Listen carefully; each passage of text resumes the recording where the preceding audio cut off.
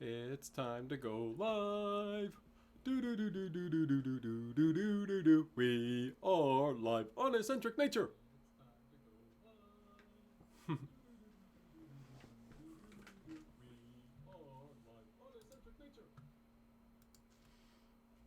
Aha! Very good. Who's in the house? I should have brought that. Should bring that live chat back up so I can actually and mute it so then I can actually comment at the same time. Haha. I am ready. Woo! It's Herb Tour Day! It's Herb Tour Day! Hello, Love Surf Bunny. How you doing? Good to see you. Happy face. Well, that's not a happy face. Boom. That's a happy face. Haha. It's Mike the Bunny.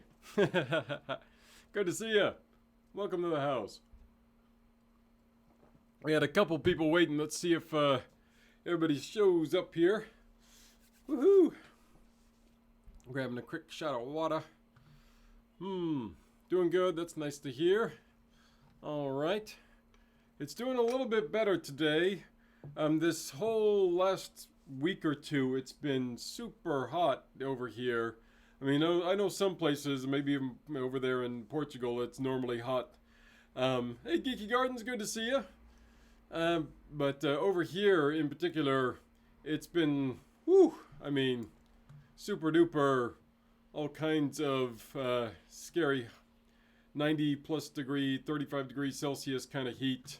And for the UK, that's pretty extreme, let me tell you. It's pretty extreme for over here. We're not used to it at all. So, you know, hopefully we got some thunderstorms that have started today, which is nice. Very happy about that. And I'm hoping that it cools things back off and, yeah, we can start getting a bit more relaxed with the temps again. Back into the, you know, high 70s is fine. But, yeah, when the problem is when it sustains in these high temperatures for a long time, it means my thermostat here inside says that it's very hot. Because we don't have air conditioning. So it's one thing to like have air conditioning and be like, oh, no problem, heat outside, a little bit of cool inside. But once it gets hot in here and it stays hot in here. And it's really, we have fans going and everything, but it's hard to cool it back down. So it's like, oh, we need some kind of reprieve so we can chill out inside. Unless we want to go hang out at a Starbucks or something. I mean, I was hoping the live chat would show up on my one screen, but it's not, so I have to go back over here. Hey, Ruslan! Good to see you, my man! Welcome to the house. Ruslan's an old buddy of mine. Good to see you here. Woohoo! Yay! Let me shrink this down a little bit so I can comment back if anybody says anything I need to comment on. There we go. Haha. Yay. Only seen about, Geeky Garden's only seen about 5 days under 90 degrees Fahrenheit, 35 Celsius. Woo! Since the end of May. Not much relief in sight. For Central Florida and a lot of the southern states, you'll get that quite a bit. Yeah, that's for sure.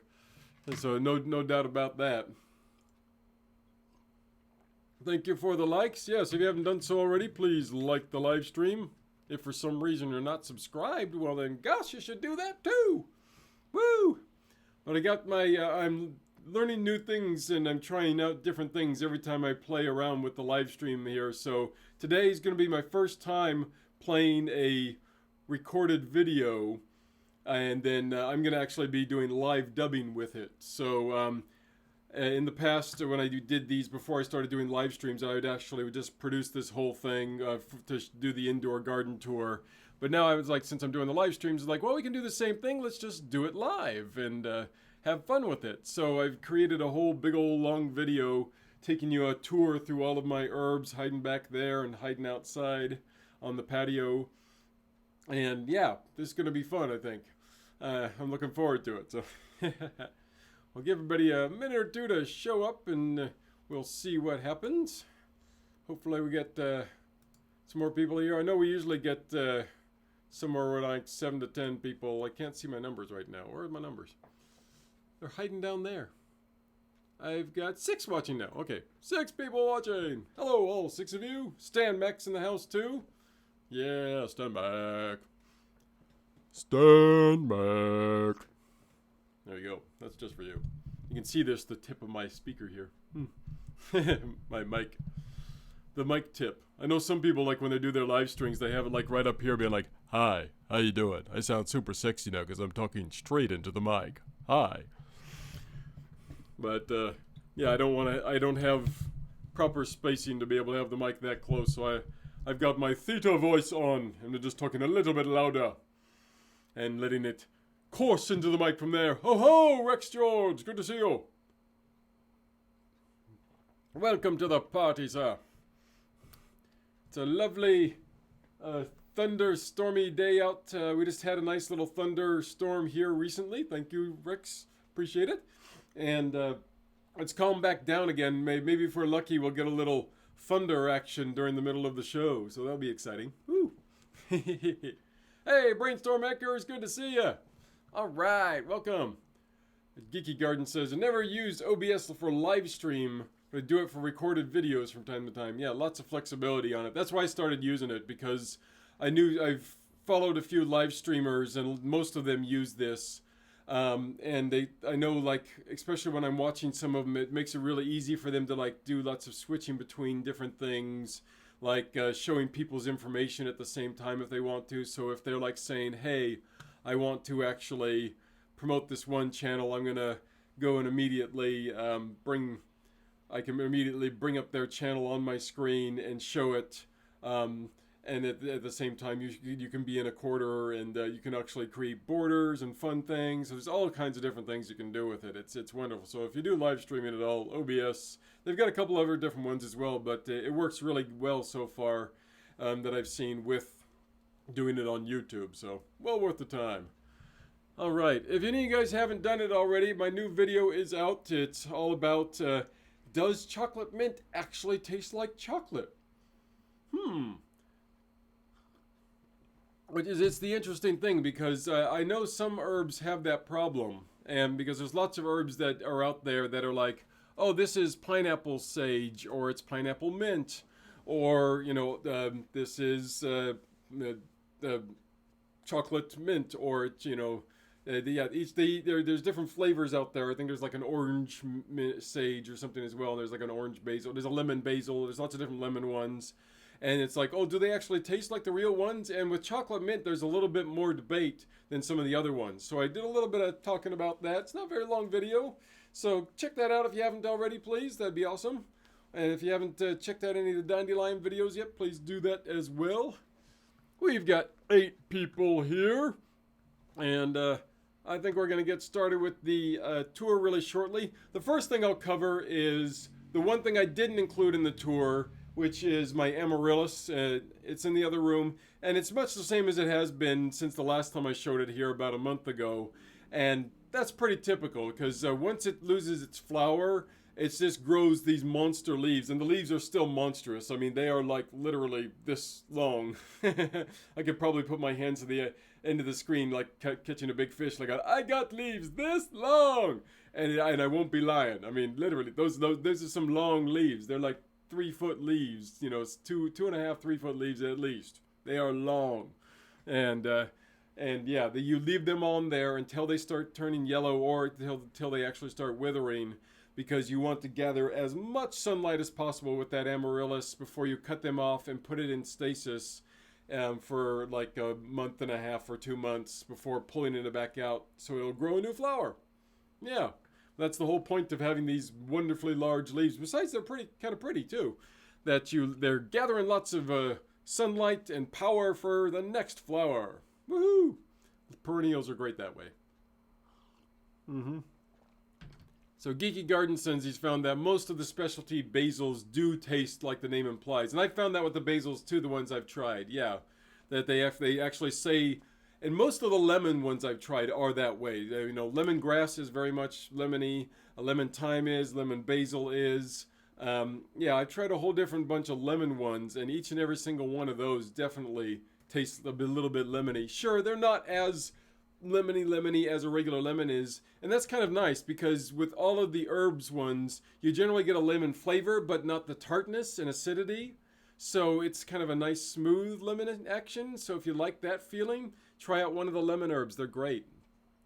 Today, my tea of the day is a bit of a mix. I've got some rosemary, sage, and a whole bunch of hyssop in here. And I overbrewed the heck out of this thing. I totally forgot about it and left it in there for like 20 minutes. So it's kind of like a cold tea right now.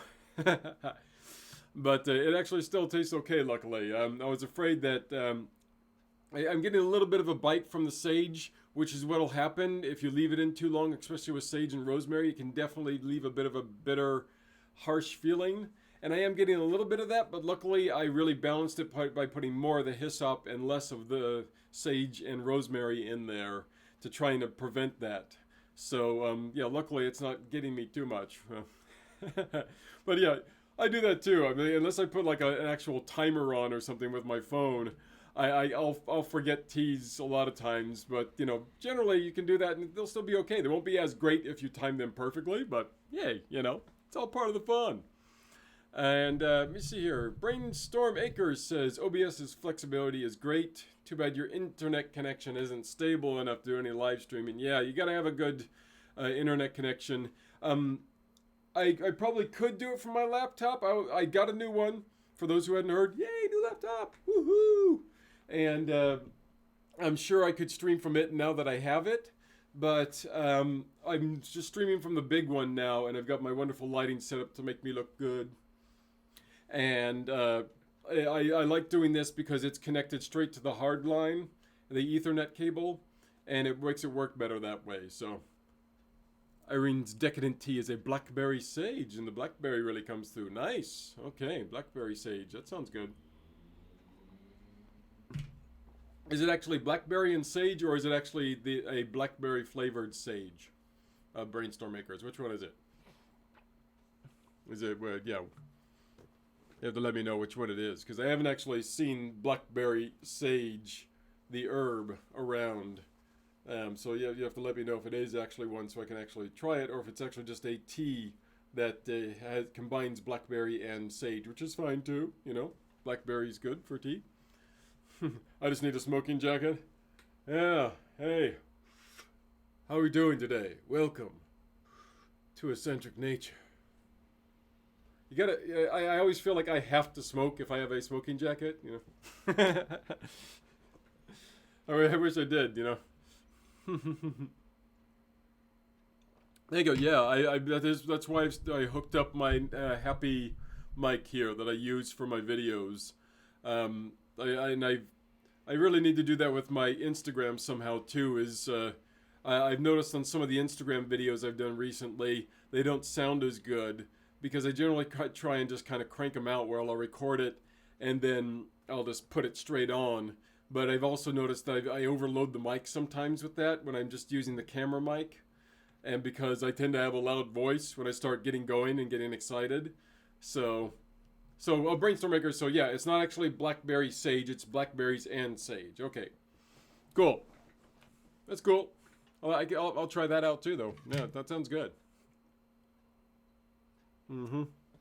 But yeah, I'm using my mic in case you're interested. It is a Blue Yeti mic. It's a straight USB mic, which means I don't have to go through a mixer. I can put it straight into the computer.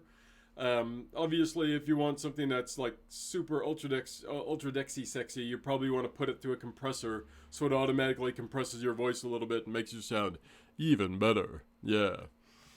But otherwise, yeah, this works. The mics in and of themselves, when you have a quality mic on, it's going to make you sound so much better than just having it on your regular one. So, but let's get back on to the topic at hand. Yes, Blue Yeti is very good. I agree, Love Surf Bunny. I've had this one for actually quite a few years now. Since it was the mic we bought when we moved over here, and it's still kicking. We've had it for about 7, 8 years almost now, I think. Yeah. And I don't see the need to change. Greeting Tree Farm! Hello! Good to see you! I gotta catch up on some of your videos. I haven't seen you for a while. I won her 1,000 subscriber gift a while back. A very nice gift. Thank you. You should check her out her channel. We got lots of people here. Why don't we kick off this video? You guys ready for it? You guys ready to walk through my garden tour? I got 11 people. I usually wait for 10, and we got 11. So let's kick this thing. Yeah. Dun, dun, dun, dun, dun. Here we go. I'm going to shrink. Ta-da! Here we go. We're starting off with the orchids. So this is my big guy. This is Ollie. He's got a brand new leaf coming in. Check it out. Isn't that awesome? Now, two cool things here about Ollie. Boom! Look at that. Oh, I'm sorry. This isn't Ollie. This is Ginny. This is Ginny. I'm getting confused already. This is Ginny. And her buds are coming out. Check it out. She's got a nice stem. She's going to grow more than this. It's probably going to be another month before she really starts blooming. But yeah, the stem is looking really big now. It's got that new leaf coming out. Lots of leaves. Couple of ugly roots in there, in the inside there, that I was a little bit disappointed with. Right in the middle there, if you can see those dark ones. But a lot of the outside roots are looking great. Look at those green tips on top of some of those. Some of these ones on the outside are really dried out. I actually, after this, cut back some of these really dead dry ones and got rid of them. Again, I think this is all still remnants of the repot I did, and it's still recovering from that. So you can see some really, but it's got tons of great roots still, and some ugly ones. But now we're moving on to Ollie. Yes, so you can see up here that Ollie, I decided for the first time to try and cut it back, but not cut it all the way back to the base, and see if that stem will regrow and create a new stem. But at the same time, look at this. He's already got another new stem for flowers coming out. That's amazing. I'm so happy about this. New stem already. So I now may have 2 stems coming out of Ollie for the first time if this plan works. If the old stem starts dying and turning brown, that means it's just dying and it's not going to get anything new. So I'm just going to cut it off. But yeah, he's looking great. Fred, on the other hand, is not looking great. His leaves are all but gone, and I'm still holding out hope. I'm still trying. I'm still watering him and everything. But look at all of these. I mean, every single one of these looks either already dead or dying. So all I can do is just give him a couple more months and hope to see some of these recovering. And maybe he will. But his brother, George, looking good. New leaf coming out. The tip is a little bit burnt because, like I said, it's been super hot here and he's just gotten some heat damage. But otherwise, he's looking fantastic. And he's got some new roots coming out, brand new green ones. Lots of good ones there. And same thing with him. I cut a couple of the dead ones off. There's that one down there at the bottom that's a little bit ugly. Outside, the mystery flower. Check it out. Look how big this guy is. I looked it up, and I think this is a sunflower. Do you guys agree? Is this a sunflower? Please let me know in the comments, because I think I have a voluntary sunflower that mysteriously showed up in the pot I was going to do rosemary in. And my mind is just blown. Look at how big he is. It's getting so monstrous here. And yeah, I'm just stunned, and I will be incredibly happy if this actually turns out to be a full-on sunflower, because there's a guy downstairs who has a sunflower, and I have sunflower seeds that are in part of my seeds that I give to the birds, so maybe it's that. Here's a closer look, along with a little spider friend who's hanging out. So I'm not really sure. I mean, when I did my plant ID, it said sunflower was one of the likely options, so maybe it is, maybe it's not. Sunflower close relative, says Brainstorm Makers. Oh, good chance. Lilies. I got tons of stems popping up, but no flowers this year. And I think I just need to repot it, get it some fresh soil, get it some more soil in order for it to generate enough energy to create new ones. But what I did right after this, and you'll see I intercut a photo, actually some more video. Here you go. I cut off all of that dead stuff and got rid of it, and I've just left the green ones until they start dying as well, because they're just not going to get anything else. Yeah, unfortunately. But next year I'm sure I'll get some new flowers, because I'm going to up-pot this sucker and get more. Here's one of my common basils, my sweet basils, looking fantastic. Wonderful leaves. I've harvested it a couple times already, and it's got some new growth again. Looking wonderful. Really happy about the way all of my basils have been doing so far.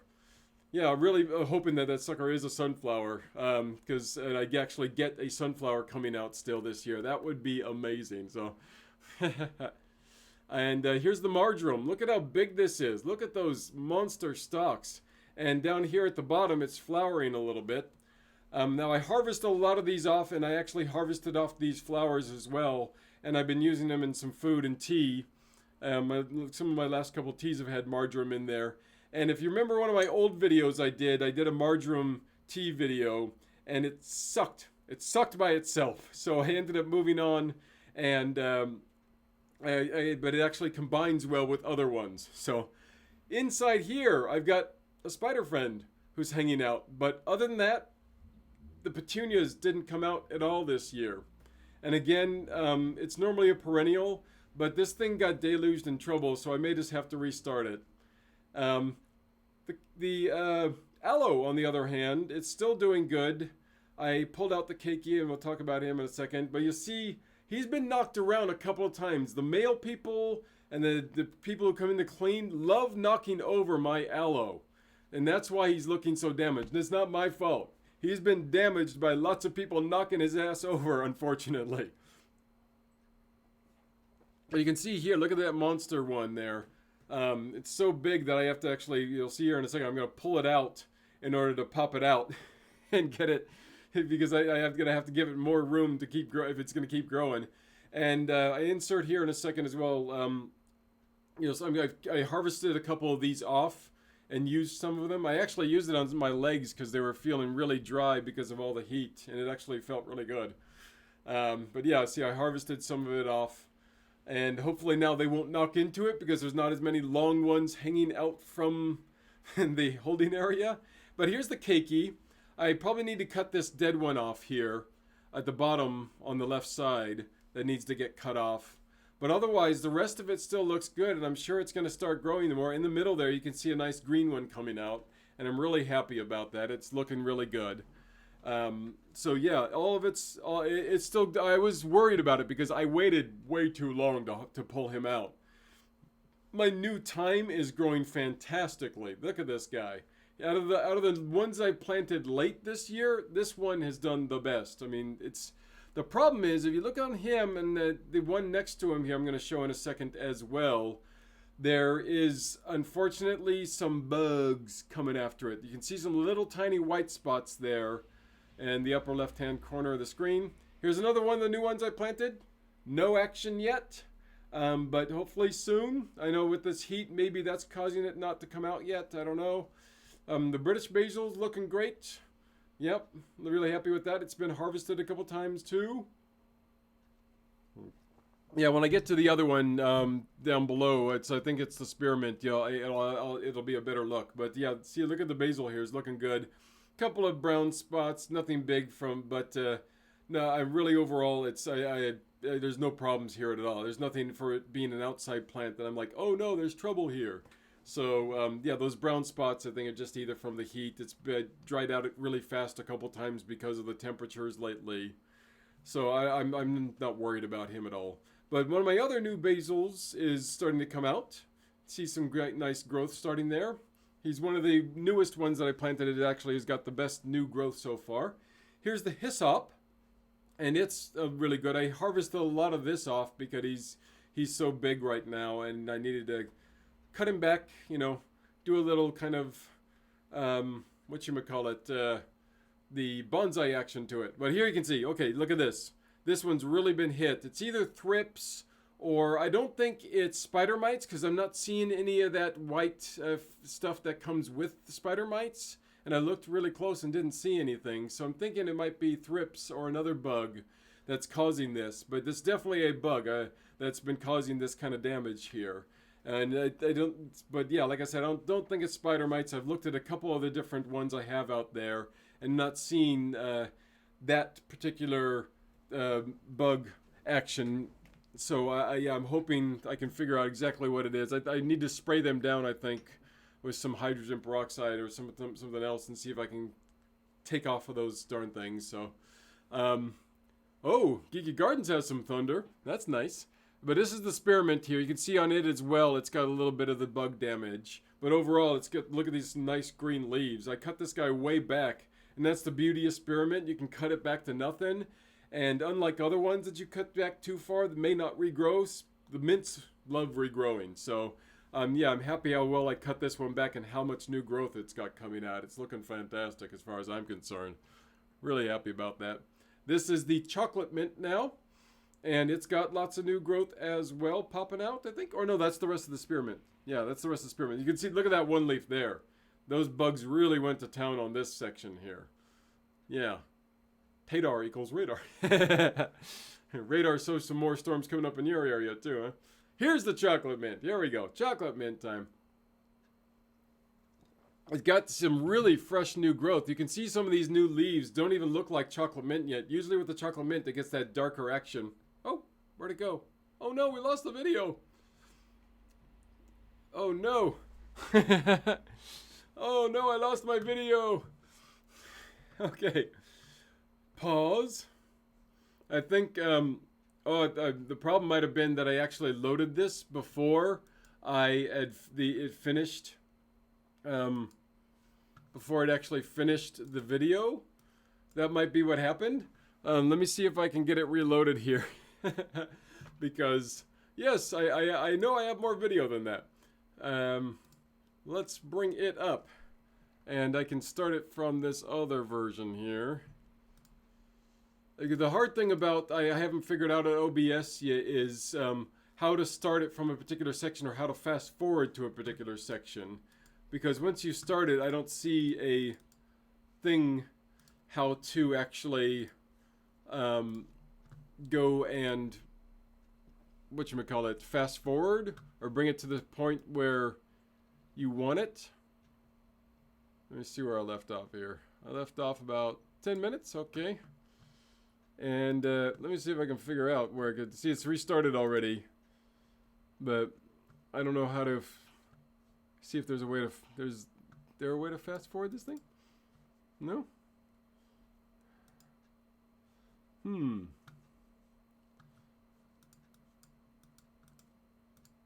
Yeah. Okay. Let me pause that for a second. And what I'll do is I'll set up the other scene. Now you can rewatch these for a second while I set back up the other video to play over here. And actually play it through my screen connection. So it'll be a little bit odder because I can't see the comments at the same time, I don't think. It'll be a little bit harder to see the comments when I'm playing them. So, okay, let's bring you up. Small technical glitch. It's the first, like I said, it's the first time I've actually done this with the OBS.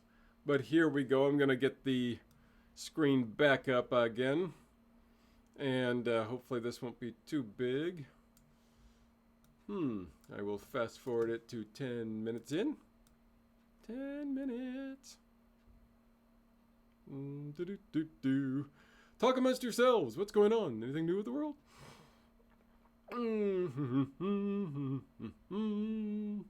Almost there. There's the hyssop. There's the mint. And there's the chocolate mint. Okay. We are on the chocolate mint. Let's bring up the OBS. Let's hide this away. No, I don't want to hide that away. I need to hide the OBS away.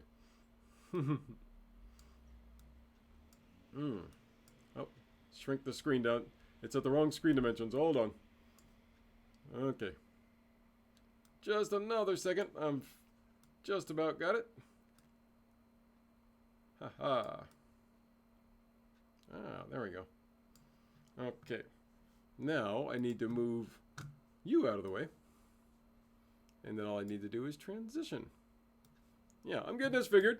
I'm figuring it out. Okay. Boom. Here we go. Let's switch the screens.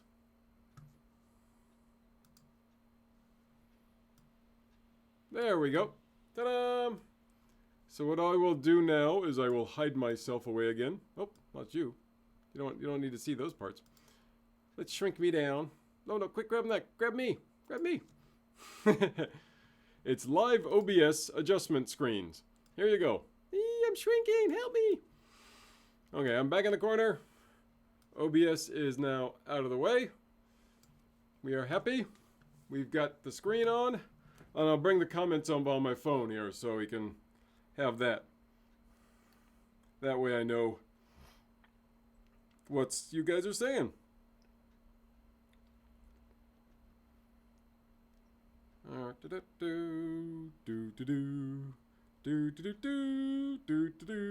Boom! Live stream! Woohoo!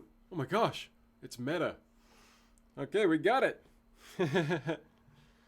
Well, thank you, Love Surf Bunny. I'm doing the best I can.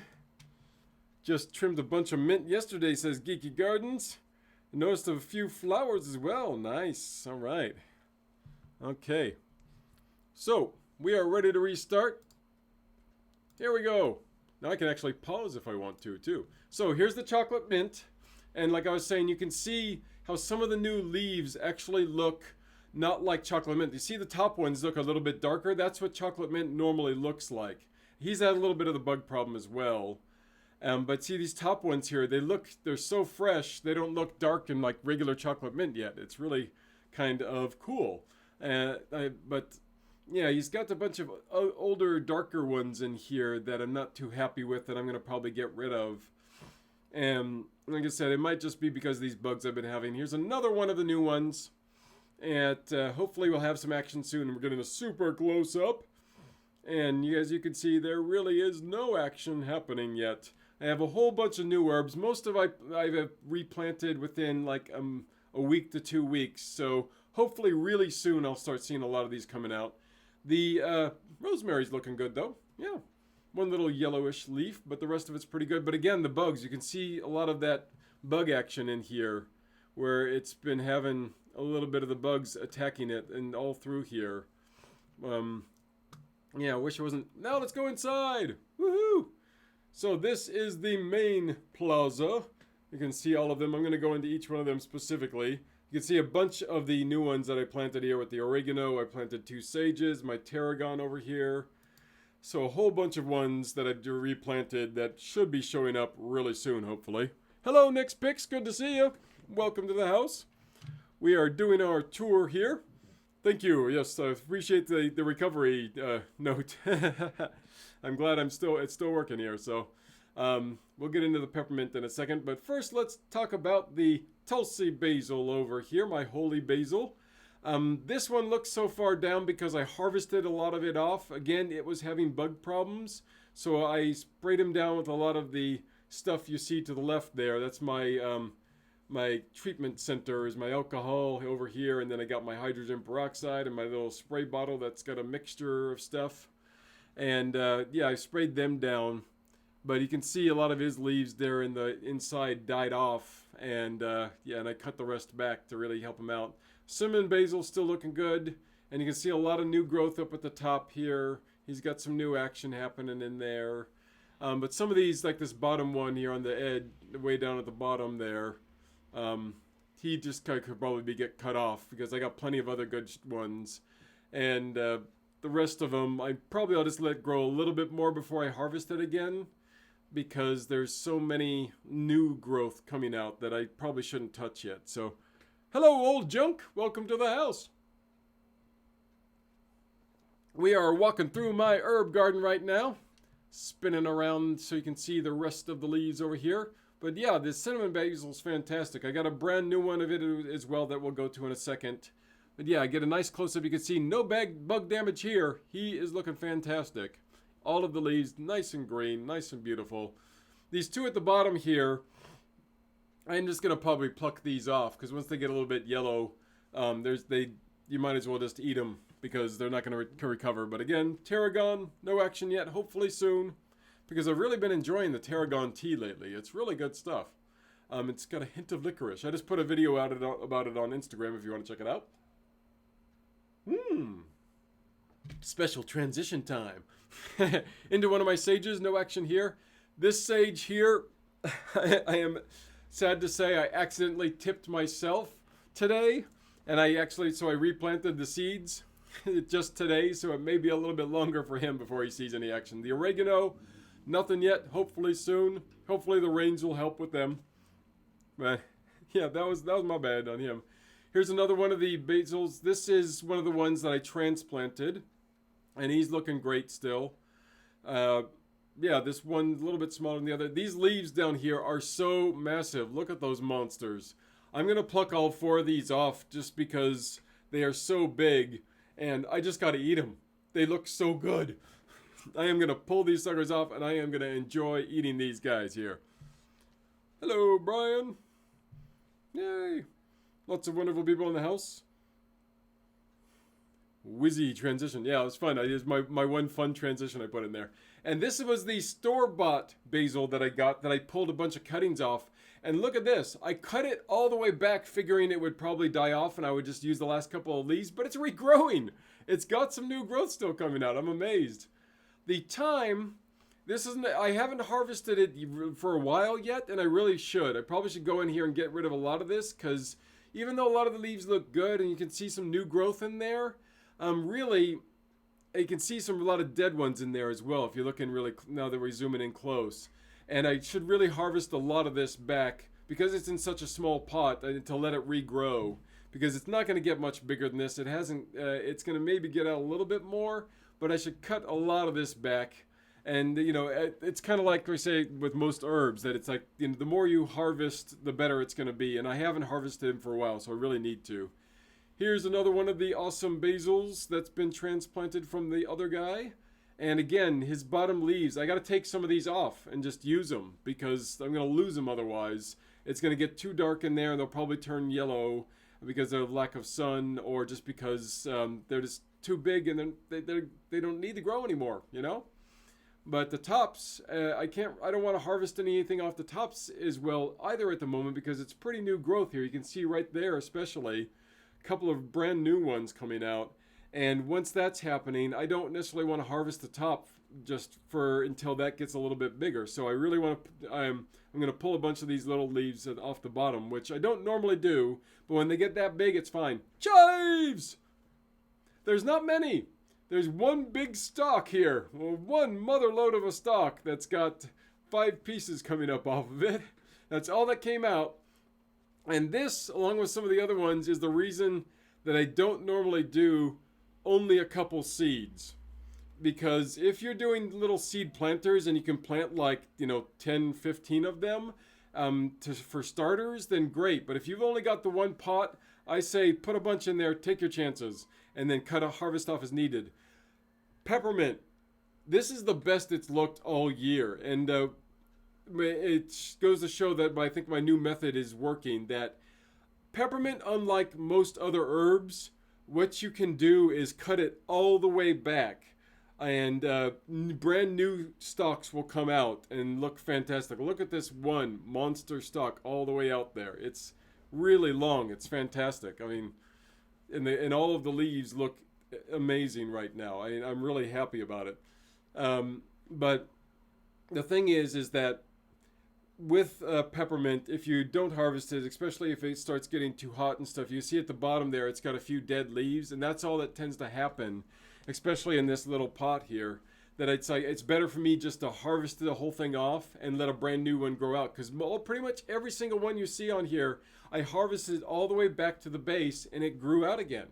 So yeah, I think it definitely holds true that that's the best thing to do. So it's raining over there. I want some more rain too. Yeah, basil does love the typical haircuts too. So into our anthurium here, you can see how I've dusted it with a little bit of diatomous earth in there, and getting in there deep to see if we can see any bugs. And at the moment, I'm seeing like some flecks of stuff, but that's more that it's little things that's picked up. I'm not actually seeing many bugs. There's maybe some on that one. But yeah, I've still been fighting off the aphids on this guy because you can see of that structure it has. That structure is so insane in there.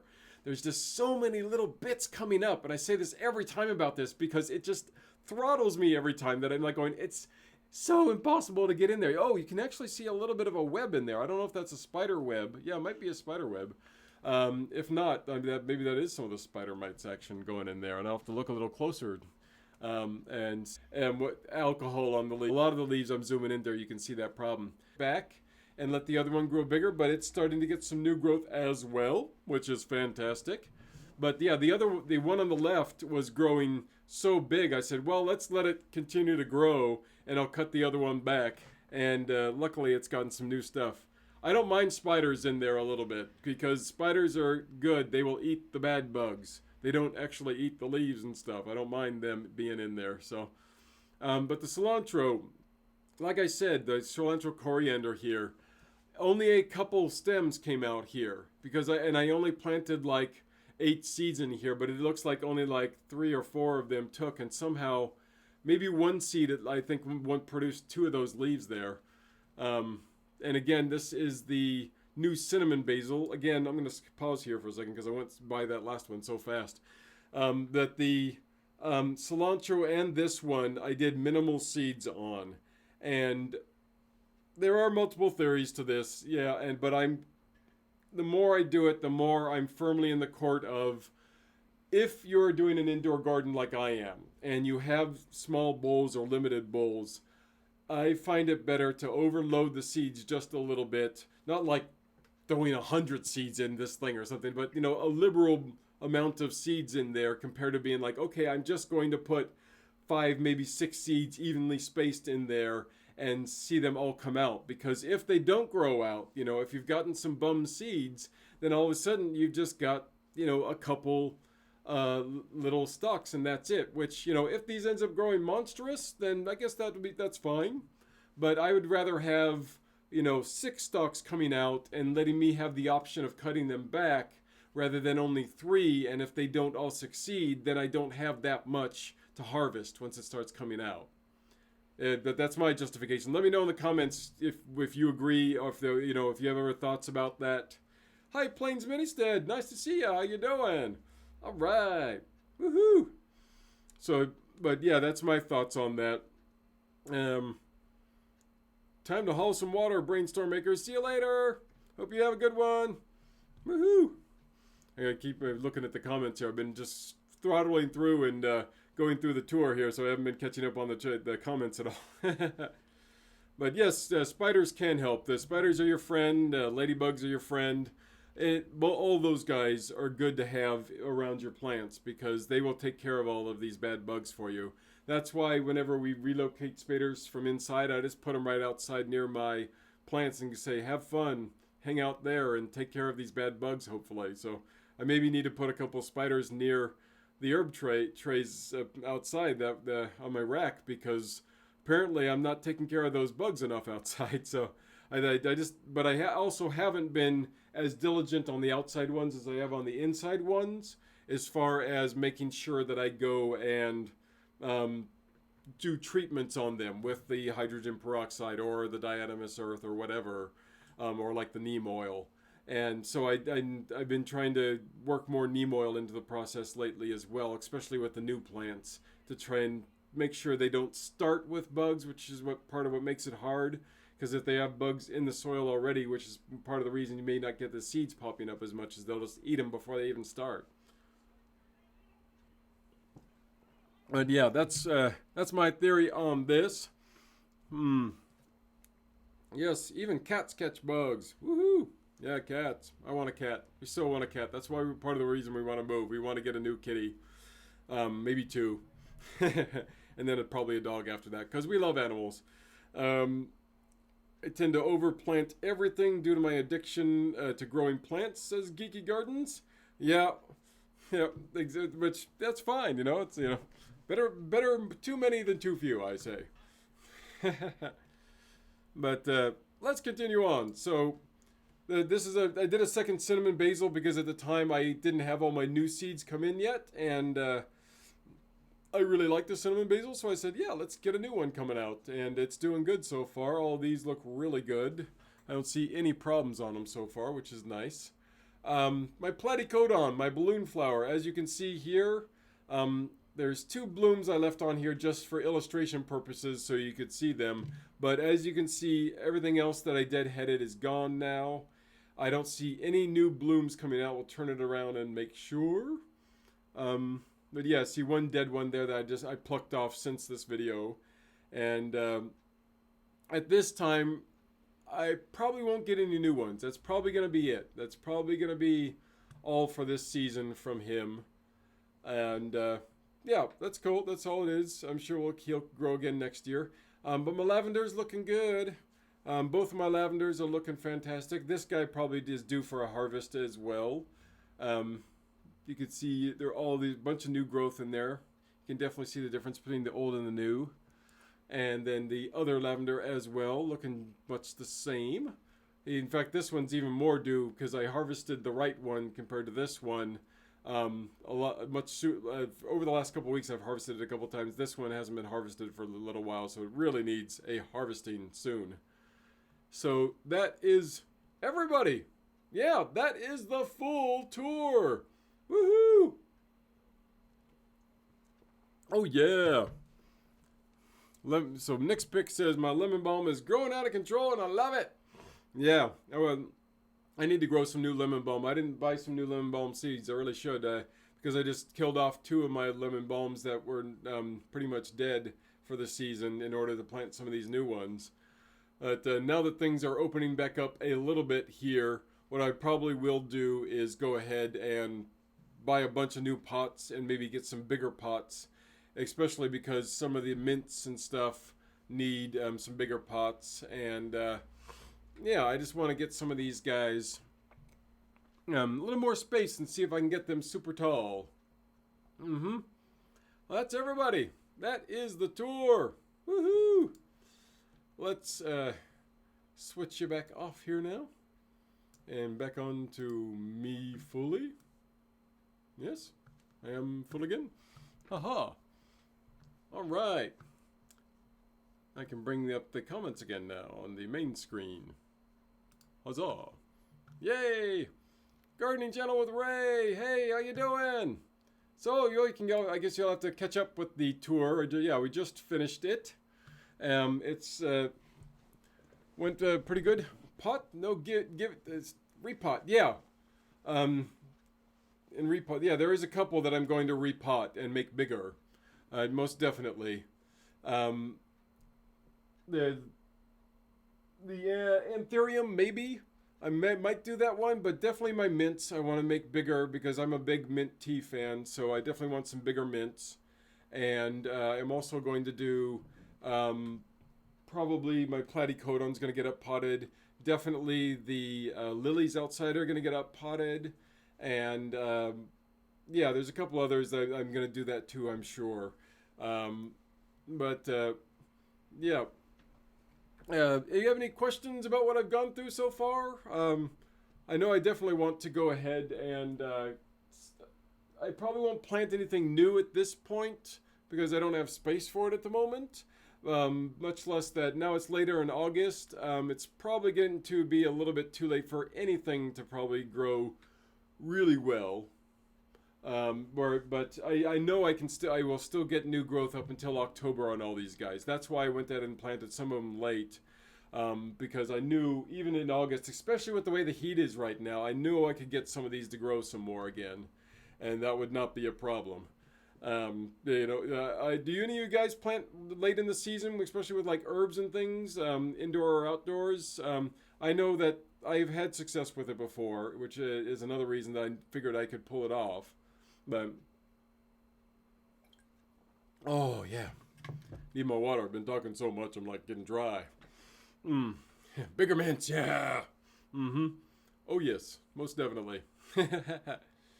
Gardening Channel with Ray. I'm gonna have to catch up with some of your videos after I'm done here. So, chocolate basil is a beast. Awesome. I'm gonna have to try that one out too, because yeah, I've been experimenting more and more with lots of the different varieties. Every year I'll try out a new varietal, especially of the basils and the sages and the mints. I've been trying more and more of those every year. Ray's not a great grower of herbs. That's okay. You're a great grower of other plants. I know that. So everybody has their specialty. Mine's doing the herbs. So, but yeah, that's That's something that I'm always like a little bit like about. Part of the reason I want to get a bigger garden is because I want to actually get some herbs that like grow as tall as me. I want to have one of those lavender bushes outside of my house that's like super monstrous lavender plant. That's what I want to see. I want to see monster plants. Nick's Pick says it's hard to tell what season it is in the South Florida, even tourist season these days. So I just plant when I have an empty bucket. Yeah, if you're in a warm country, depending on your zone, I'm sure you could plant year round. Yeah, there's lots of places like that you could do that. Or of course, if you have a greenhouse or different things like that. But so it did grow some normal basil and had some bad success in pots, but they grew well in the polytunnel. Nice, yeah. That makes sense too with the polytunnel because they do like a little bit more heat and moisture, which the polytunnel is probably a little bit better for. Can't really offer any help because my seasons are a lot different. Yeah, it is much dependent on zones. That is true. A lot of people don't talk about that sometimes, but all of the real gardeners know that if you're really getting technical about it, the zone really does matter because especially with herbs, how much heat they get, how much light they get really makes a big difference. A lot of these guys are very heat sensitive and will really grow best within a very short temperature range of maybe 10 degrees Fahrenheit, 2-3 degrees Celsius. And beyond that, they'll slow down their growth a lot more if they're outside of that range a lot. So Irene's got a monster lavender. Oh, lucky you. I've got my 2 mini lavenders. That's it. I need to up pot those. That's what I need to do. I need to up pot those into some big pots, like the size I've got the cilantro in, so I can make those get nice and big. Because those are like 2-3-year-olds, and that's still how small they are. They're just not enough soil for them to get any bigger. Yeah, it's just not going to happen. But Geeky Garden says, yeah, my fall garden will have a lot of spring plants, for example. Yeah, exactly. Zones. It's all about zones. Bees love the lavender too. Yeah, I love the bees, and I love offering them plants that'll take care of it. And the lavenders I have don't really flower. They more give me the leaves, which is great for tea and things like that. But yeah, it doesn't, it's not great for the bees and stuff. That's why I want to grow like a big English lavender plant outside that gets those big old purple leaves stems on them. Then they get like 3, 4, 5 feet long. I love those guys. Geeky Gardens is trying to do lavender for the first time this year. Nice. Speaking of lavender, the history of lavender is coming out this Sunday on Eccentric Nature. Yes, the video is almost done. We're just waiting for finish a few more graphics and then I will post it. But I'm sure what I'm probably going to do is a premiere, and I'll do it much around the time like I did this one. So I'll probably do the premiere right around 5 or 6 p.m. East London time or Greenwich Mean Time, which is about noon to 1 o'clock Eastern time, depending on your time zone. You can figure out the rest from there. So yes, join me for my premiere, hopefully. I've noticed that when I do these live streams, I get much more people attending when I do them slightly later. So I've been trying to adjust them to you guys so you guys could show up for them. And I really appreciate all the support. I thank you so much for showing up to the live streams. It means a lot to me. And it really helps me to boost my hours, which I'm trying to do because I'm growing quickly, but I'm still got a ton of watch hours to catch up in order to get monetized for the channel. I've got my subscriber count for sure now, but yeah, I got to get lots more watch hours, and that is all thanks to you. Cheers to you. Thank you for all the watch hours. I really appreciate it. Ah, yes. Finally got lavender to sprout, so hope it survives. Nice. How long did it take to come out before from the time you planted it till the time you first started seeing it sprouting? Because I tend to notice that my lavender takes a little bit longer than not when I first grow it for it to start popping up. Allotment gardens are so cool. Yeah, I like allotment gardens. We're trying to actually get an attached garden when we move. We want to get a place that has some more space but actually has an attached garden so I can just grow a little bit of a garden. Probably mostly out of pots again, but like monster pots. But if depending on the plot we have, I probably will do some planting into the actual earth as well. So seems like 3 weeks. Yeah, So Nick's Pick says it took about 3 weeks for the lavender to show up. And that's what I have noticed with the lavender in the past before too when I've grown it, is it's a slow grower. I've noticed that with the sage. I've noticed that with the rosemary. So it's like if it takes 3-4 weeks for it to actually start showing up, give it that time. Don't dismay if it doesn't show up within a week or two. So some of these herbs really are. They're just a little bit slow going when they first start off before they take off. So you have to give them that love and care and just trust that they're going to come out. And yeah, don't give up on them unless it's been, maybe 6-7 weeks or something. Then you just might as well replant.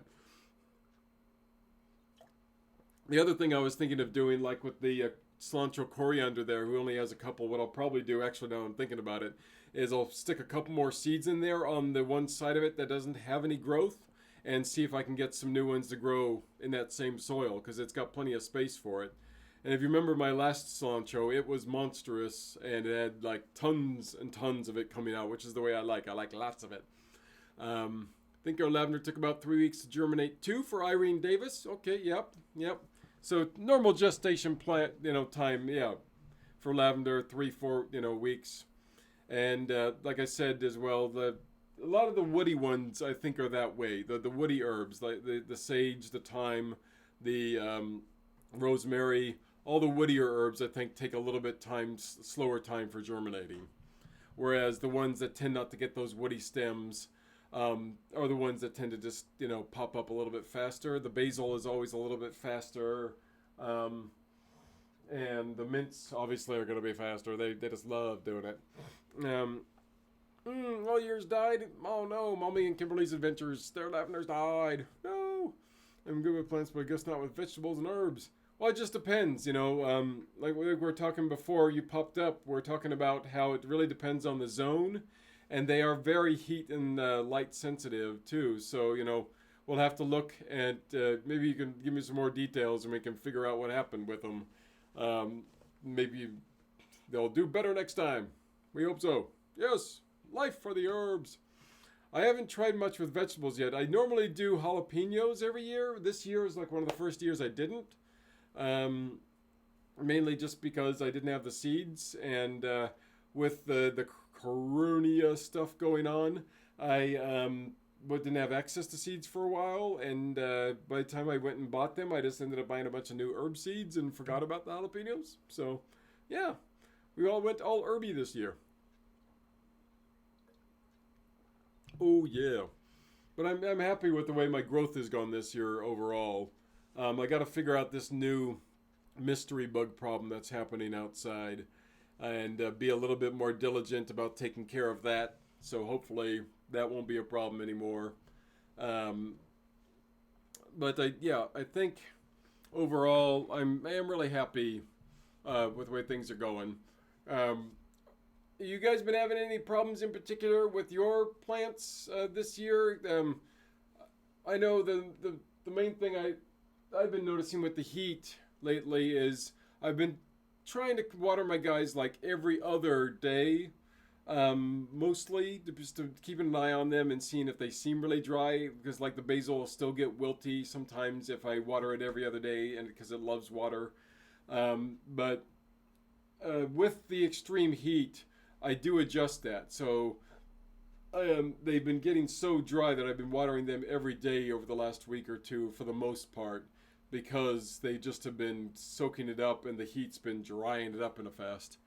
White web stuff on your tomato plants, that sounds a lot like spider mites. That's where you tend to get the white webby stuff, is from spider mites. You guys can correct me if I'm wrong, if I'm thinking about the wrong bug. But I'm pretty sure that when you get that white webby stuff, that is actually spider mites. And that's why I was thinking the stuff I have outside, when you get the little white things on the leaves, that can be either thrips, gnats, or spider mites or anything. But there's a bunch of different bugs that can be with it when you see those little white spots on your leaves. But they can hide. They hide like nobody's business, man. It can be very hard to find them sometimes. So you got to just look really close. And still, if you don't see them, treat the leaves and treat the soil just in case, because better safe than sorry. But yeah, a lot of these bugs, they can be so small for one thing, and they can also do really good at hiding. Yeah. See, yeah, Geeky Garden says, yeah, spider mites, they are really tiny.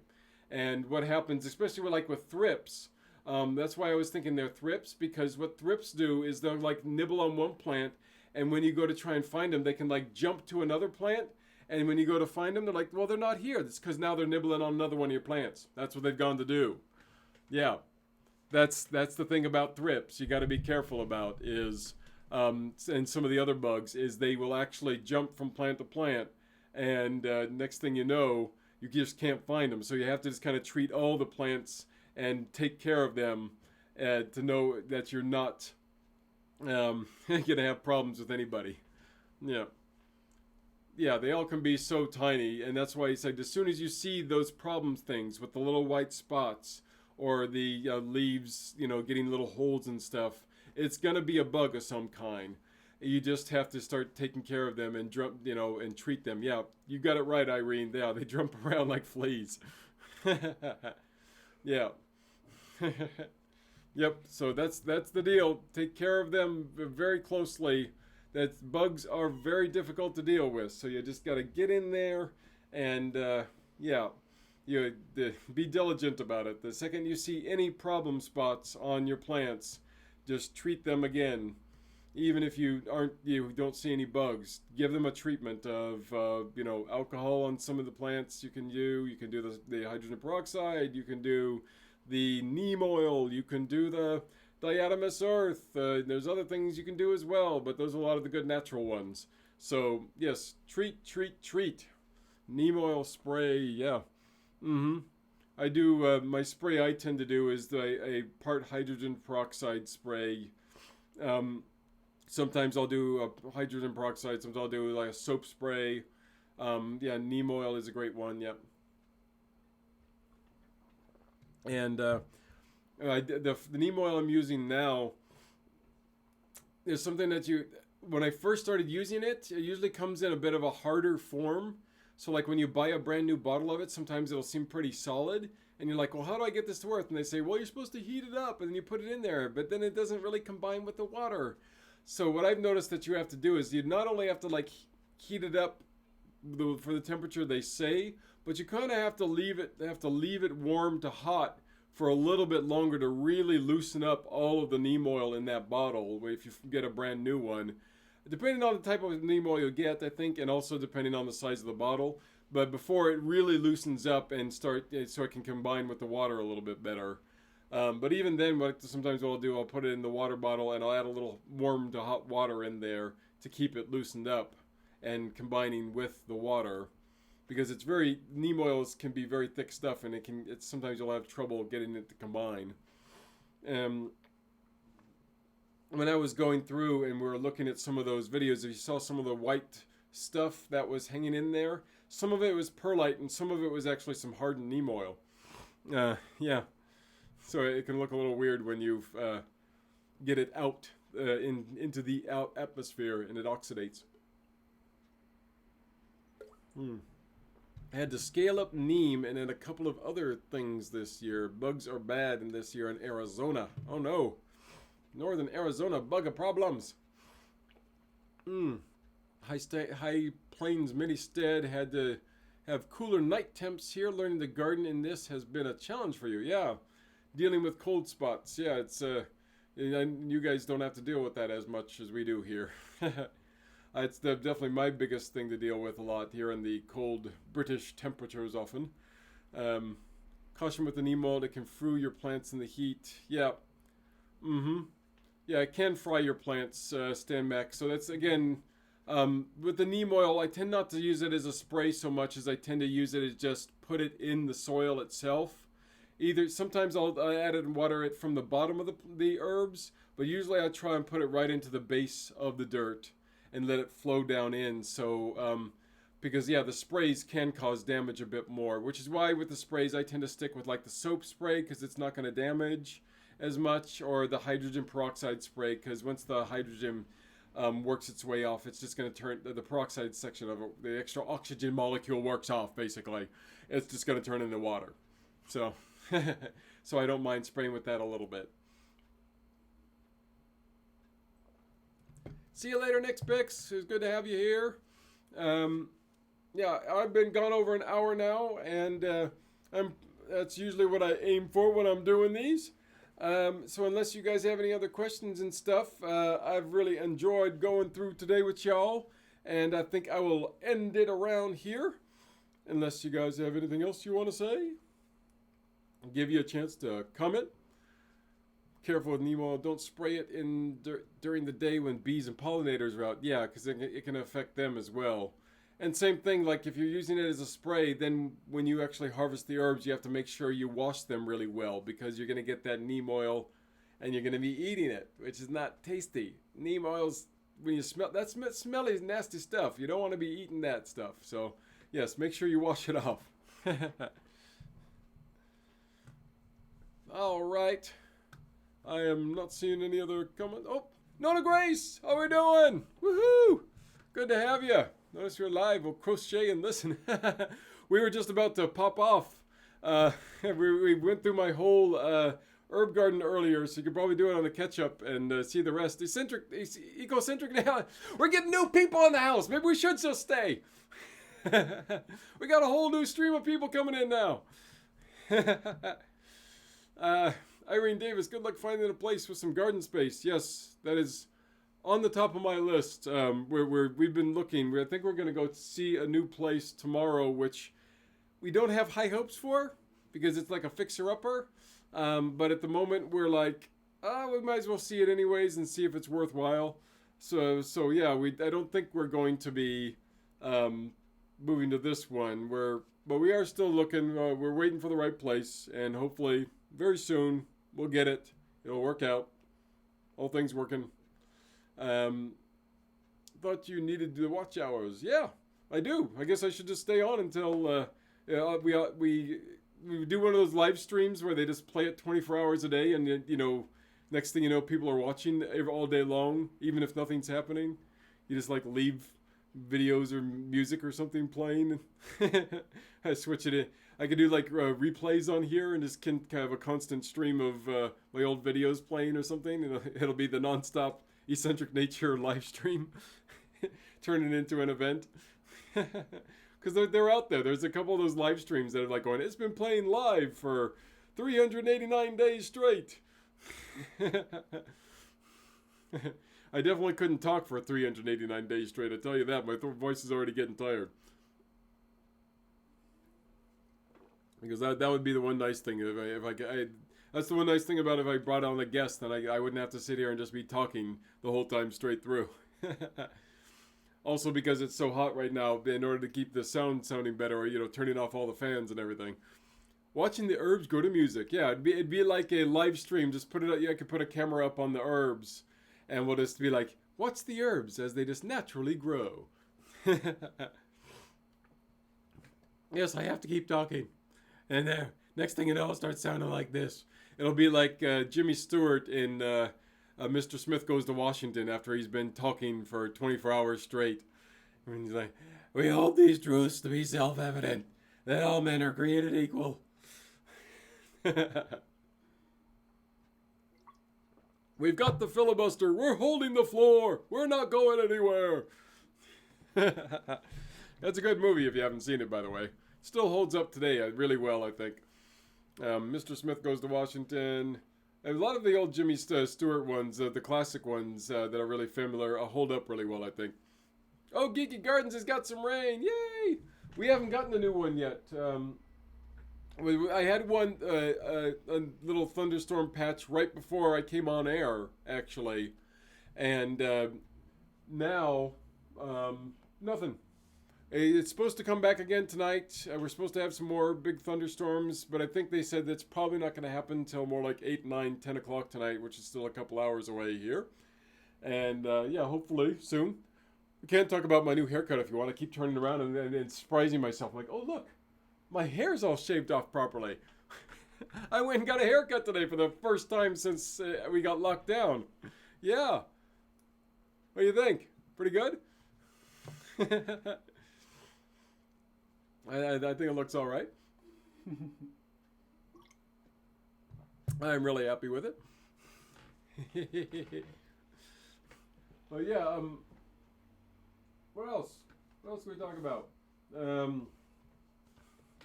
You guys you have a suggestion?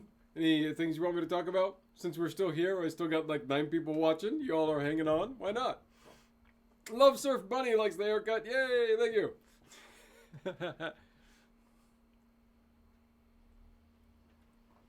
I'm gonna down my water and so I can recover my voice a little bit more. Oh yeah. But yeah, as far as the other part of my life is concerned, that hasn't picked back up much yet, where it's still pretty locked down. And it depends on, I think, the type of the industry you're in over here, because I really should look into doing more voiceover, because that's the one part of the industry that really is unlocked right now. And my wife's been getting lots more work lately, but I haven't been, because I don't have much voiceover work. I normally get most of my stuff in TV, film, and whatnot. So, how many herbs do I have, says Ecocentric Nature? Oh gosh. How many actual number of herbs or number of herb pots? Because I have like at least 4 or 5 common sweet basils growing right now. And I've got several ones I've got duplicates of. Like I've got 2 lavenders back there. But overall I have like at least 30 pots going out here. Let's count. Shall we go back and count real quick? 1, 2, 3, 4, 5, 6, 7, 8, 9, 10, 11, 12, 13, 14, 15, 16. 16 herbs over here alone. And if we went outside, I probably would have like another at least 15 out there, because each level has like 4. There's 8 in there. There's like 8 or 9 in there. 10, 11, 12, 13. Yeah, there's probably like another 13 outside. So it's close to 30. Close to 30 herbs. And the herb types is probably closer to, maybe is it a half that, or is it still like 20? Because like I said, I've got 2 mints going right now. I've got my spearmint and peppermint. I've got my common basil. I've got my chocolate mint. I've got my hyssop. I've got my marjoram. I've got, I'm trying to remember them all now. I've got the tarragon I started. I've got the thymes. I think there's 2 different types of thyme, so that counts as 2 different ones. I've got a rosemary out there, 10. I've got, what else have I got in here? I've got regular basil. I've got cinnamon basil. I've got tulsi basil. I've got cilantro coriander. I've got 2 different types of sage. And I've got oregano going. And lavender going. I think that's 18. I think I've got 18 different herbs going at the moment. If I'm right. I think the rest are just duplicates, but I think I got 18. Rex George says, do I have any more info on dandelions? I have one more dandelion video planned, because one of the things I'm going to be talking about next, I'm doing a lot of videos on lavender next. So the next video coming out this Sunday, in case you missed my promo for it, is I'm doing the history of lavender this Sunday. So join me for the premiere if you can. It's going to be around 6 p.m. Greenwich Mean Time, London time. And that'll be coming out this Sunday. But intermixed with that, I'm going to be doing a video on chicory root. And so on chicory root coffee, which is supposed to be very similar to dandelion coffee, because they're both in the Asteraceae, the dandelion family. So they are quite similar, supposedly. But I'm waiting to actually get some chicory root coffee in. I need to buy some and get some in before I can finish that project. But what I'll probably do first is I'll just put out the benefits of chicory root, and then we'll do an actual chicory root versus dandelion root coffee video and compare the 2. And I'll do a little bit of a history of chicory coffee video as well, because it's actually got a real interesting history on it as to how it came about and how it's still being used. More benefits of sage. Yeah. I probably could redo the benefits of sage video. That's like my most popular video. It's the one that's gotten the most traction that YouTube actually picked up. It's definitely my biggest performing video. And yeah, I could do another sage video. Maybe one more on like specifics. That's what I'm going into these days. Is I'm doing more specific videos. So I probably could go back and say, here's the specifics of sage oil, because I did the benefits of sage tea, and that's what I'm trying to do now, is do more specifics. So with my lavender series, I've got the benefits of lavender tea coming out, then I've got the benefits of lavender oil, and then I'm actually going to talk about how to use lavender essential oil as well. So yeah, I'm trying to talk more specifics now in order to, create just more videos around a certain topic, and to not make my videos as long, because I don't think I've been getting as much investment from the ones I did that way with the peppermint and spearmint. Because with those ones, I just went hog wild and said, here's everything that spearmint is good for, be it the oil, the leaves, or the tea, and put it into one big, long, 18-minute video. And it's like, well, not everybody's watching 18 minutes, and I get a much lower engagement rate on those monster videos. So I said, okay, let's break it out and see if we can just create maybe some 5 to 8 minute videos that are much shorter and on the very specific topics of just the oil or just the tea, and rather than going too hog wild and crazy. And let me know if you guys agree with that and you would like that. High Plains Middystead says, great, I will go watch them as soon as I get through food preservation. Yay! Woo! Yeah, I got lots of new dandelion videos, and those ones I just talked about. If you want to learn everything about the benefits of spearmint or the benefits of peppermint, I do have those monster videos, and I would appreciate it if you watch the whole thing. Yep, enjoy. And if you haven't done so already, you can like the video that you're on right now. There's a little like button right there. Isn't that cool? Somewhere around there. I can't see where I'm pointing at right now, so. I'm on the live stream, so I don't know for sure which one I'm looking at.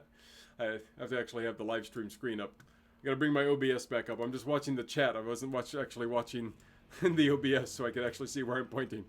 Because it does the whole screen flip, the flip thing. And when I think I'm pointing one direction, I'm actually pointing the other direction. Oh, you crazy screens. Here, let me expand my OBS again so I can see myself properly. And still see the chat. All right. Nona asks, we would pick mint and put it on our pasta. Yeah, that's a good way to go. I obviously I only have the 2 mints, so I use it mainly for my tea. Sometimes I eat health bars right now a lot, because I'm really trying to put on a little bit of muscle, and I'm really watching my weight and such right now. So I actually have, but a lot of times what I'll do when I'll have one of my health bars is I'll take some of the herbs and I'll have it with the health bar, and it actually tastes really good. So either the mint or a lot of the other ones, I'll do it with the basil. I'll do it, it's actually makes it really good. So especially when it's the plain flavored ones. So like if it's just like the chocolate brownie protein bar, if you just have it with some of the herbs, it gives it a nice pop and flavor. It's great. So if you have protein bars out there or some other things like that, do some of that with it. Or you can actually add them into some regular brownies if you want to make some regular brownies. They cook up really well with chocolate. Yeah, love Surf Bunny. Thank you for the agreement. Yeah. 10-minute max, YouTube says, for a lot of things. And I've been trying to stick with that, but when it comes to the history videos, I make them as long as they need to be. So a lot of my history videos lately, they've been going more like 11, 12 minutes. And that's because when I watch it, and you can let me know when you watch them if you agree, I go and say, I look at it and I'm like, there's nothing in here that I think I need to cut, that I really should cut. And so I condense it as much as I can and cut out as much as I can. But really otherwise, I'm like, no, this is as long as it needs to be. So if it's 12 minutes, so be it. It's 12 minutes. And I let it go. See you later, High Plains Middystead. So thank you so much for being here. Really appreciate it. So yeah, I mean, if let me know on the history videos, because I know those are my biggest ones that people love the most, the history, mythology videos and religion videos. If you agree with that, if they are still over 10 minutes on the history videos, if you think that's too long, let me know and I can see if I can find a way about shortening them or cutting them into multiple videos or something. Because if you guys feel that they run too long, or if you feel they seem too long, then I will adjust that. I will make them work better. So please let me know in the comments if you think that. If yeah, let me know right now. Which way am I pointing? That way? That way.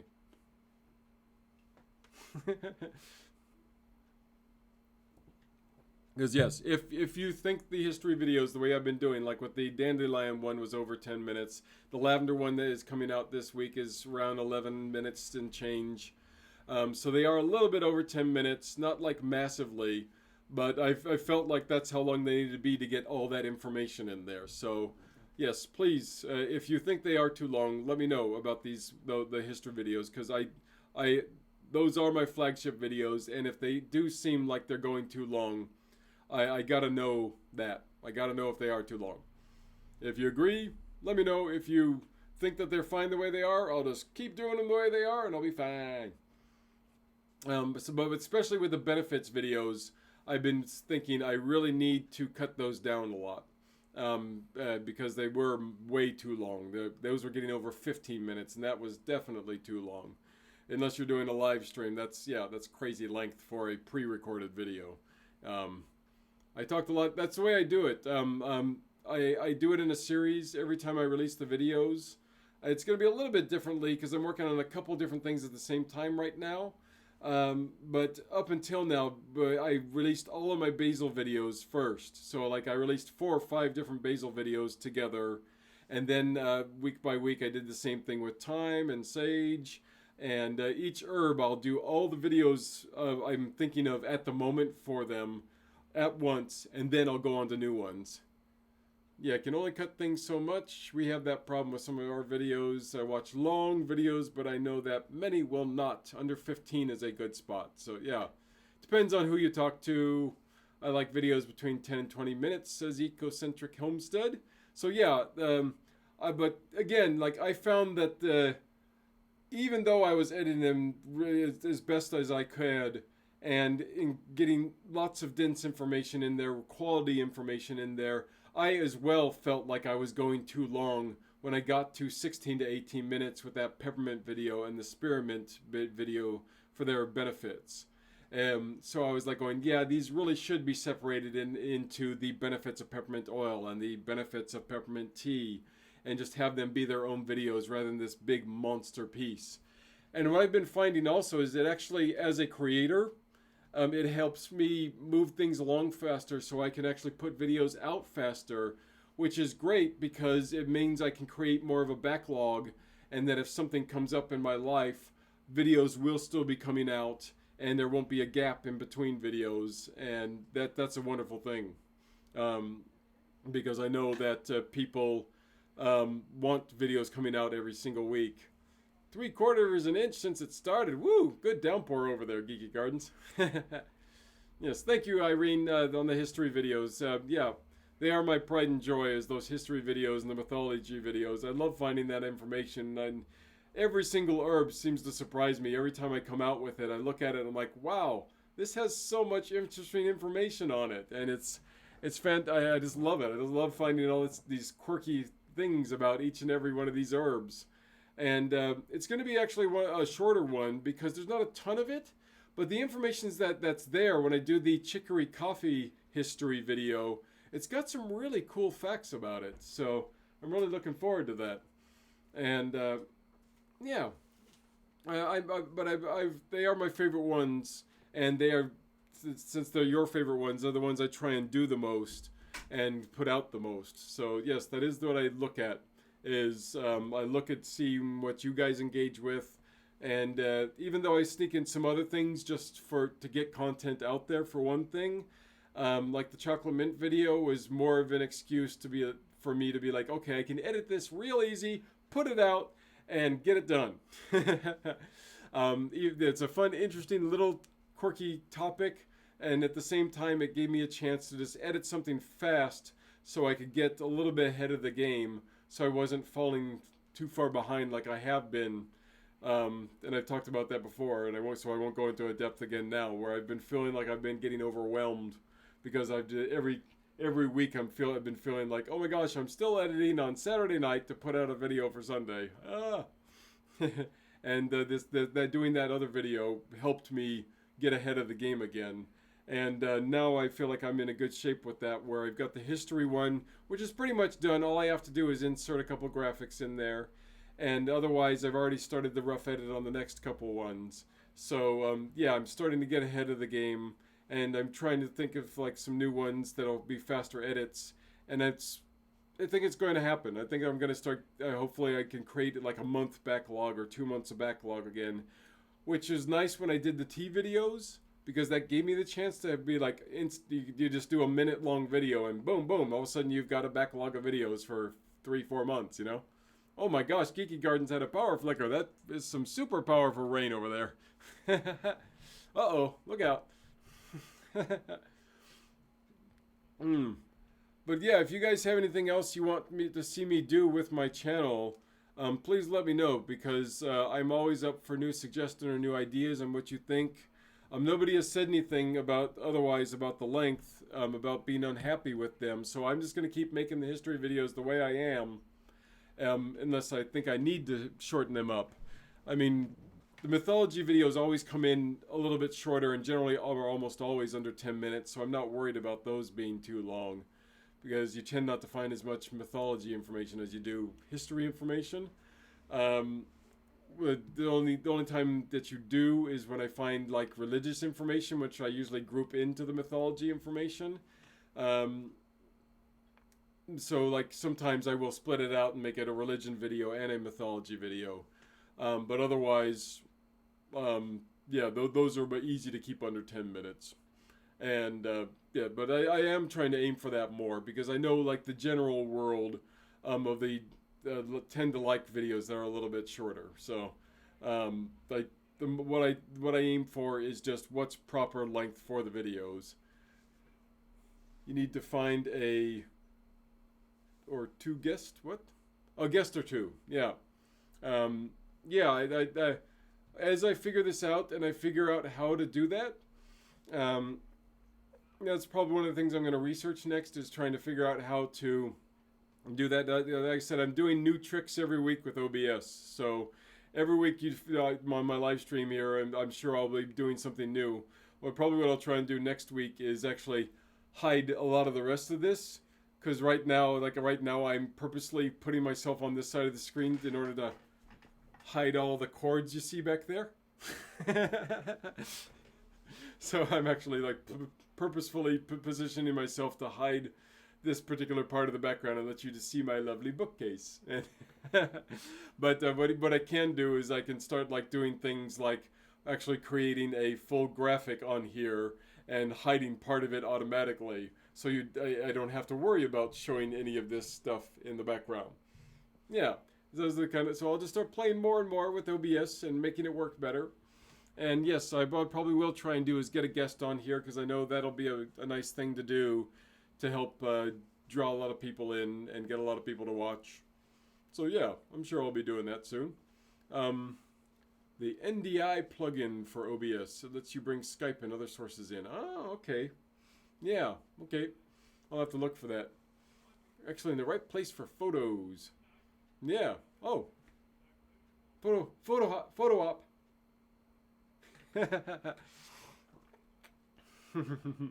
Yeah. So yes, I know that you might actually be able to go in here and do that already, because I know there's like lots of sources on this that I can add, where I might, you could probably just do it straight with doing a display capture, kind of like you do with just showing what's on your screen as you're doing. I'll do this real quick just so you can see. So like if I'm just showing what's on my screen that I'm watching myself, this is what I see as I'm talking. Multiple versions of me now. Ah. But what you could do is you could just do something like this and just play, show your own screen and do a screen capture. And that way, so I suppose I could do that, but it probably will come out better quality, and it'll sound better to everybody if I actually get a plug-in so I can add a Skype specifically in there. So we'll look into that. Thank you for that tip. And hopefully we can get a guest or two on here. That'd be fun. Yeah. I'd love to talk to my boys who are also from out in Arizona, the Green Dream Project, because I love what they're doing out there. If you haven't seen them before, check them out. They're awesome. But yeah, they're doing so many amazing things out there. They've created this whole water cistern to catch water for their life, so they can have fresh water, and they're doing all this incredible stuff from scratch, and it's just like, whoa, you guys, you're taking it to a whole new level there, man. This sustained living in style, or it's like they're gonna create their own mansion out there before you know it. It's amazing. Yeah, I love those guys. Um, yeah, Jessica and Jim. Oh yeah, they're great. Um, can you do that through YouTube or only on OBS? No, the YouTube straight live stream is very limited on its options, which is why I have to use the OBS. You can't do very many things straight through YouTube, as far as I understand it, which is why there's lots of streaming services out there like OBS in order for you to do live streams, because yeah, pretty much it does what it says on the tin. You can live stream yourself and your own video, and that's it. You can't add cool graphics like I have down here right now. This is because of OBS, as I'm showing my little eccentric nature banner down here. Yeah. And that's because, but on my, when I was doing the live streams on the regular one, I couldn't do that at all. So yeah, I think it's only on OBS. People can correct me if I'm wrong, but I'm pretty sure OBS is the only way you can do lots of things like adding graphics in, or adding video in, or getting just so you can show a live chat with somebody on there. Yeah, or especially if you're trying to do what I did before, when I did the wheel spinning video with my subscriber giveaway. That was all because of OBS, where I could actually do a screen capture and show my screen and have myself on the screen at the same time. So I'm using my camera, and at the same time I could use it doing a screen projection. So yeah, it's wonderful. It gives you lots of different options, and I'm still figuring them out because I've only been using it for 3-4 weeks now. So yeah, it's fun. The world of OBS. Yay! All right, we are almost at 6:30, and it's getting close to my dinner time here. So I think I am gonna hop off and let you guys get on with your day too, and enjoy yourselves. Thank you so much for sticking with me for this extra extended time. I've really been enjoying it, and you guys have a wonderful day, evening, whatever your time zone is. And please catch me on Sunday. If you can't catch the premiere, hopefully you can, somewhere around 5 Greenwich Mean Time, or maybe 6 Greenwich Mean Time. I'll figure it out soon. Just please watch it as soon as it comes out. Yeah, History of Lavender. Woohoo, coming out soon. Until then, I need to get on the right screen so I can shut this thing off. And we will see you all very soon. Have a great day, a great week. We'll catch you Sunday.